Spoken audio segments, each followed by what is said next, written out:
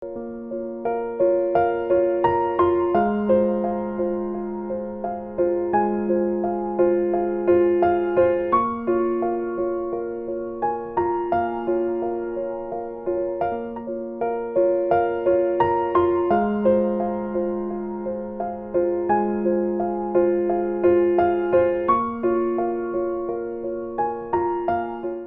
বৰ্মনৰ ঘৰলৈ আহিলোঁ আজি আৰু দেউতা মাক মাত এষাৰ দিলোঁ।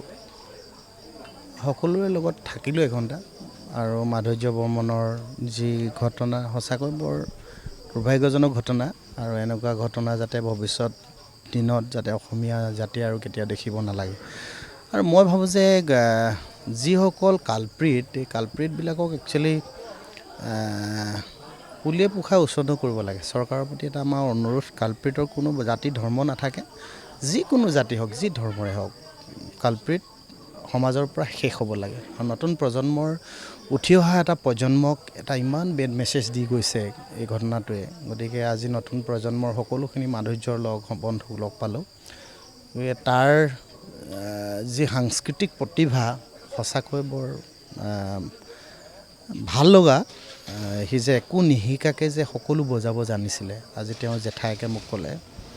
গতিকে আমি এজন উঠি অহা প্ৰজন্মক হেৰুৱালোঁ আৰু ভৱিষ্যতৰ দিনত যাতে মাধুৰ্যই কৰি দেখি যোৱা যিবিলাক সপোন, মই ভাবোঁ ছাত্ৰ সন্থাৰো সেইখিনি দায়িত্ব থাকিব। কাৰণ ছাত্ৰ সন্থা বুলি ক'লে মোৰো বুকুৰ মাজত সোমাই আছে, কাৰণ ময়ো ছাত্ৰ সন্থাৰ মজিয়াৰ পৰাই আজি কৃষ্ণমণি চুতীয়া অসমৰ মাজত চিনাকি হ'লোঁ।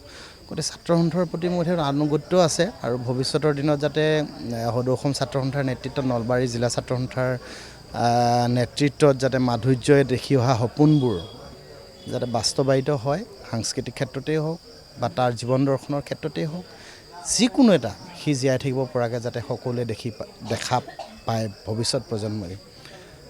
গতিকে সকলোলৈ মোৰ আন্তৰিক সমবেদনা জ্ঞাপন কৰিছোঁ। ঘৰৰ পৰিয়াললৈ যাতে সাহসী হৈ জীয়াই থাকিব লাগিব আৰু সকলোৱে যাতে মাধুৰ্যৰ পৰিয়ালক অনাগত দিনতো সকলোৱে আমি সংগ দি থাকোঁ, এইটোৱে আমাৰ আশা।